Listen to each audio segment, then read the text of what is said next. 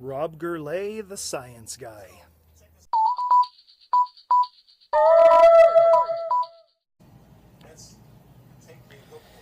It's Eclipse Day. I've got set up right here, or I am set up. I've got my tripod, iPhone 6 filming a time lapse with the protective lenses. And then if you look right over here, I got the live stream of NASA. We're getting really close to totality. Wow, it's already starting to get just a little bit darker. Let me show you my makeshift rig. It's working out pretty good actually. You can see here I've got my tripod with my iPhone 6. And then I got a chip clip attaching my lenses, my solar eclipse lenses, to the phone lens. And then I've got an open one that I could look through with my bare eye. It's working out pretty good. That's where it's all happening. Don't want to look directly into the sun for obvious reasons. And if you don't have the sunglasses, you never look directly at the sun. You look like you do an indirect projection of that eclipse. Never look at the sun without the proper safety. So another question here comes from Deborah from Facebook. So the sun rises in the east and sets in the west, and the earth rotates in clockwise motion. Please explain how it starts in the west and ends in the east. Well, so the earth is rotating from west to east, but actually the moon is moving faster, about 3,400 miles an hour, casting a shadow down on the earth, which is rotating about 1,700 miles an hour. And that actually means that the shadow is moving from west to east across the earth at about somewhere between 1,200 to 1,800 miles per hour, depending on where you are on the earth. Okay, great. We have another one. I think we have time for another one. Tina from Facebook's asked, if I place a lens from the eclipse viewing glasses over a viewfinder on my iPad, could I successfully video the eclipse, or would it fry my camera? Yeah, you can actually look with the iPad or your phone to the eclipse. The only thing is, you have to be very careful not to look at it with your own eyes without the actual safety glasses. Never look at it through any lens. Okay. This is Mickey from Facebook. Hey, NASA, the International Space Station, see the shadow of the moon crossing America from space. Do they have that view when they're looking from space? They do, and that's what we're hoping to see from them, yes. Excellent. So, John, we're going to come back to you. So I think we're going to go back to Sean, our meteorologist. Let's learn more about how NASA is studying the Earth and Sun relationship during this eclipse. Sean, can you tell us more about that? Right, thanks, Dwayne. So during the eclipse, the moon acts like a giant cloud as it passes over areas in the path of totality, casting a large shadow on Earth's surface. They've got a perfect view, and they are seeing... That's Salem, Oregon, present time. Nature's most amazing spectacles. I've got this piece of cardstock which I've poked a hole right about the place in the US where we are, or where I am, and when I look underneath it, you can actually see the crescent. I'm not sure if you can see that or not, but it works. Oh, that's brilliant. Idaho Falls, Idaho. They've got just a faint crescent. I don't know if you can see that. There it goes. It's going.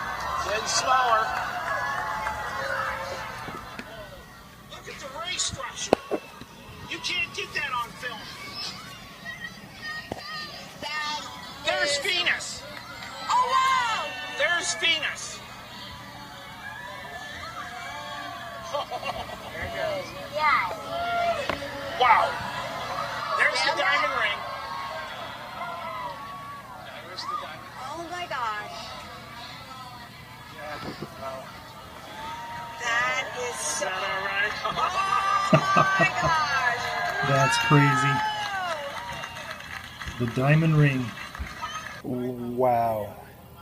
The sun is almost totally engulfed by the moon.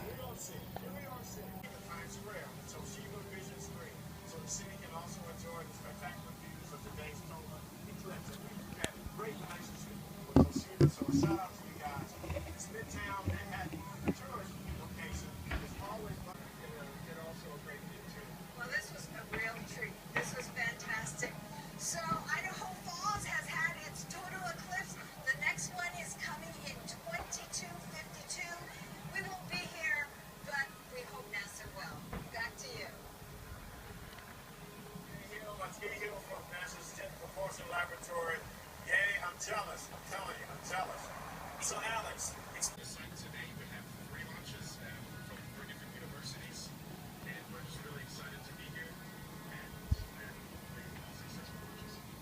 Here's another one from our photographer in Wyoming. Same concept, capture the space station. We knew exactly when the space station was going to be flying, what its orbit was, and when it was going to cross the sun. And look here, it's just an amazing sight. I'm really proud of our photographers for getting these shots and proactively trying to get something that no one else probably has and thinking through and getting this great image. So let's take a few questions from social media. I want to remind our viewers at home that you can ask questions to us here on the set and on social media with the hashtag Eclipse 2017. So why don't we bring it back here to the stage? First question is from Twitter. What if we wear sunglasses instead of eclipse glasses? Will we actually be able to see the eclipse? Sunglasses help? Does it give you any sort of protection? No, that's definitely a no-no. You should not wear sunglasses, normal sunglasses. Always wear the actual sunglasses that are made for solar viewing, like the ones that I'm having here. The total solar eclipse originate from those sunspots. Actually, this sunspot had a solar flare yesterday. Right, and I believe this Right is now, coming it's from just a little Carbondale, sliver. So that's Actually, the light and the color of the light in the filter, the color is a bluish light, so it comes out as a purple color. But it is a type. It's incredible. And of course, the diamond ring you see because the moon is not a totally smooth sphere. And so you're seeing little spots of light peeping out between the craters. The famed on the moon. My diamond goodness, I'm ring, sorry, I'm Beatrice, so excited. It's incredible. Nebraska. What an amazing day, an amazing event that just took place. They say that we may have a chance, or I think it will happen in 2045, that the path of totality will actually pass through our part of Colorado. So I'll be an old man. I hope I live long enough to see it. It's amazing. You can't really see it with the naked eye, but you know it's up there, and you know it's happening. Pretty crazy. Of all federal web traffic, which is pretty amazing, showing that people are really tuning into our broadcast here. As of 1:40 p.m., 4.4 million people climbing or watching this broadcast. So the interest across the country is obvious here. NASA is saying that this is the largest live-streamed event in human history. We haven't had the internet that long, but still it's pretty impressive. And they've been saying that this is going to be the most photographed event in human history. And I believe it, but NASA was just saying that 87% of the United States internet consumption right now is devoted towards this event, this solar eclipse. Amazing. okay. So let's go to Jefferson City. Too bad you can't smell the food, but there's a lot of good food that's here as well. And just a very nice weekend. The weather has been perfect. We've had some showers and thunderstorms off to the west all morning. We've had a few high clouds kind of stream on in, but certainly things are looking really good. Now you can take your glasses off. That is amazing. You can actually see the corona a little bit even through the clouds. That is incredible. Now, Dr. Cavande, you've been in space. You've seen numerous sunrises and sunsets from the space shuttle. How does this event compare? Oh, this is completely different than anything I've seen before. I never saw an eclipse. I've seen a partial, but nothing like this. This is really unique and nothing like I saw in space. Space has its really cool visuals, Right. but this is really amazing. You know, and I'm starting to hear the crickets. They're starting to come on out. Obviously, the street lamps. This is just amazing. Now, I'm also looking up to try to find the Big Dipper and some of the other stars, some of the other planets. For the clouds like that. Right. And I'm really mesmerized by this. This is a spectacular event. We've had several solar storms that have been launched, and some of them have been launched from the left side of the sun. So we're actually seeing a difference from what the corona looked like in our predictions to what it looks like now. And then on top of that, we have ham radio operators all over the state right now who are making contacts that they haven't been able to make because the upper atmosphere is just all turbulent right now, and it affects the communication signals. So we've got GPS operators and ham radio operators doing a ton of science, and it's just so overwhelming. Out of totality, which is coming up here pretty soon. Right. Not quite yet, though. Yeah, I think we come out of totality at 1:15:35 local time, and so we just have a few more seconds to that. It's absolutely an amazing event, and again, we're so lucky that some of these high clouds were able to kind of Fall apart, kind of fall apart a little bit, so we could experience Part this. force, yes. And I can't believe we can actually see the corona through the clouds. Good. Okay, Yeah. that's the air horn. We're coming out of totality. We're going to So- have to end up going. So we need to put our safety glasses on. There we go. There we go. We got to put the glasses back on. Oh my goodness. So as you can see, we're coming out of totality here in Jefferson City, Missouri. Ladies, thank you so much for experiencing this with me. So, Alex, you know, I'm speechless, man. I mean, as a scientist, you gotta like love this stuff, right? Oh my God, and it's so great to hear that, my man. I love hearing and experiencing. Well, the height of the event has passed here in Colorado. I just watched Totality from Missouri, and on the screen of my phone, the sliver has gotten much bigger. So virtually the event over here is about over, but it's still pretty spectacular to behold. Even with all of the clouds that have accumulated, you can still see it through the protective lenses. Chilrob G's Science Station Extraordinaire, complete with the chip clip. Craig Rochelle says that limited resources plus increased passion equals exponential innovation. And that, I don't know how exponential, but a brother's got to do what a brother's got to do.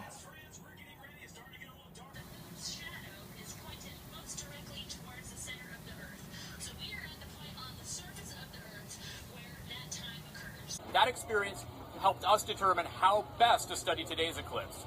These images were taken by NASA's EPIC instrument aboard NOAA's Deep Space Climate Observatory, or DISCOVER. It's just one of the instruments we'll be using today to study the eclipse as we monitor changes in Earth's energy balance. Scientists have made extensive atmospheric measurements during eclipses before, but this is the first opportunity to collect coordinated data from both the ground and from a spacecraft that observes the entire sunlit Earth during an eclipse. Dwayne, back to you. Thank you, Sean. Okay, so now we have a special guest with us. Well, the lighting is getting back to normal.